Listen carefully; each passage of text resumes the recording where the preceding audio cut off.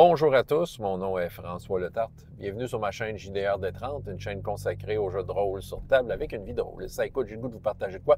En fait, une observation que j'ai faite. Hey, ces temps-ci, j'ai eu de quoi de très intense avec mes tables de parascolaire. Clairement, je vais faire une vidéo juste consacrée à ce que j'ai fait. Une espèce, j'appellerais ça une expérience sociale assez intense. Ce qui a amené à du PVP, mais pas juste sur une de mes tables, sur plusieurs de mes tables soudainement. C'est ça, les détails de ça vont venir. J'attends de finir l'année, voir quelle sera la conclusion de tout ça. Rien de scientifique, évidemment, là, mais clairement, je me suis embarqué dans de quoi que je pense pas refaire. Parce que c'était de l'ouvrage aussi. Mais reste que ça a créé du PVP, beaucoup de PVP, et on dirait que d'en voir plusieurs, ça m'a amené à observer quelque chose que j'ai l'impression que j'ai pas vu nommer dans ce que j'ai consulté par rapport au PVP dans le passé, tu sais, des vidéos, des articles, tout ça. Parce que le PVP, bon, peut-être pour mettre en introduction des joueurs contre joueurs. Tu sais, dans le fond, là, dans l'aventure, les joueurs décident qu'ils sont opposés entre eux autres et s'affrontent au lieu de s'unir contre des problèmes communs. Ça part avec ça, un PVP. Un PVP, c'est qu'ils s'affrontent. Il y a des pour, il y a des contre, mais il y a surtout des contre, parce qu'en même temps, ça peut débalancer la game. Je pense qu'avec un consentement entre joueurs, un PVP peut être bien exécuté et mettre du drama. Mais il faut que tout le monde soit conscient, parce que on s'entend que dans une affaire de même, ben il y a des possibilités de gagnants et de perdants. Et il faut que les joueurs perdants puissent accepter le fait qu'ils ont perdu. Il faut que les joueurs gagnants puissent être sportifs dans leur comportement. C'est ça qui arrive. Et il faut trouver une façon après ça de recoudre, ressouder le groupe et être sûr que les joueurs, c'est ça, puissent quand même continuer à avoir le goût de jouer. Tout ça. Là où ça s'en va, mon affaire, c'est sûr que là, ça va demander du coaching, là, un peu de consultation. Là, c'est la première fois que quelque chose arrive de même aussi intense. Là, sérieux, c'est capotant. Dans mon cas, ils ont des enjeux qui sont énormes et ils ont des moyens gigantesques à leur disposition pour y arriver. Ils ont l'appui des dieux, ils ont des pouvoirs quasi infinis. Je suis tombé dans une affaire assez psychédélique.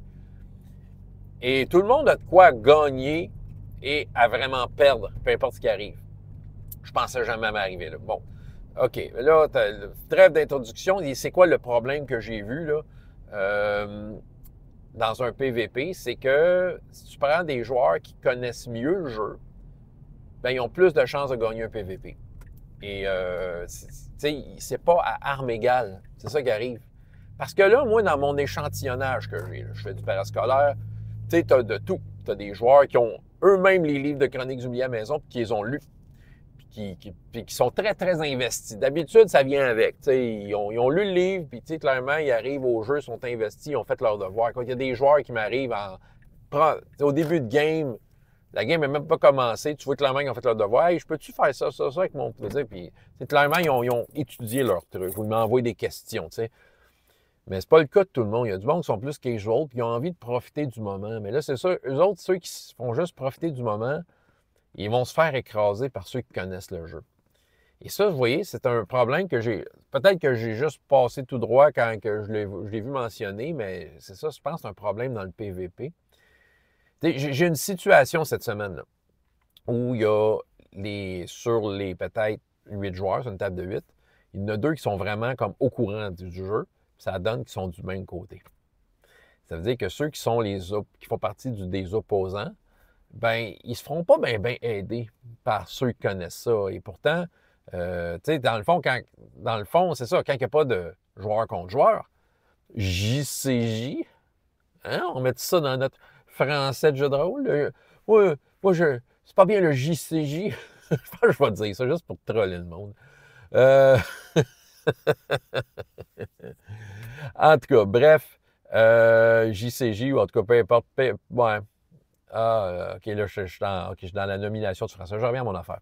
Tu sais, dans un cadre normal de jeu, dans lequel tout le monde travaille ensemble, je veux dire, c'est justement, c'est parfait d'avoir du monde qui connaisse plus le jeu, parce qu'ils vont d'emblée conseiller ceux qui le connaissent moins. Tu sais, hey, tu sais que tu peux faire ça, tu as telle capacité. Tu sais, ils vont s'entraider, tout ça. Moi, je vais corroborer tout ça. Mais là, la seule ressource qu'ils ont les joueurs qui connaissent pas trop leur truc et qui se font opposer par des joueurs qui connaissent leur truc, c'est moi. C'est parce que l'affaire, c'est que il y a tellement de façons d'aborder des problèmes pour avoir, tu sais, on peut vraiment penser en dehors de la boîte souvent et tout le temps. Mais je peux pas penser à leur place. Tu sais, je peux les conseiller, je vais essayer de les conseiller, mais des fois, c'est ça qui arrive. Ils ont peut-être une idée de quelque chose qu'ils veulent faire, je suis pas dans leur tête. Ils ont peut-être pas tout à fait, des fois, la façon de l'exprimer qui fait que je vais, tu sais, c'est ça. Puis il faut que je re-questionne beaucoup. Puis c'est ça. Mais là, c'est ça qui arrive. Là, tu sais, un peu pris de court par, écoute, c'est PVP, JCJ soudain. C'est du joueur contre joueur, mais c'est personnage contre personnage. PCP. Bon, PVP, c'est bon. OK, on garde ça PVP. C'est ça. Dans le fond, j'ai été pris de court par ça. Là. Je ne m'attendais pas à autant d'intensité. Bon, c'est un peu de ma faute. J'ai un peu empoisonné les oreilles des joueurs à travers leur teams. Ouais, mais tu sais, je joue logique, là, tu sais. Je vais donner la perspective d'un personnage par rapport à ce que lui a gagné, par rapport à sa vision, puis chacun, ça a donné qu'il y avait des oppositions assez fortes. Mais je ne pensais pas que ça virerait de même. J'ai été pris de court. Donc, qu'est-ce que je peux faire maintenant? À partir de ce moment-là, déjà, c'est ça, je vais essayer de calmer le jeu. J'ai déjà un peu averti tout le monde, là, attention, là, un peu ce que j'ai expliqué au début du vidéo.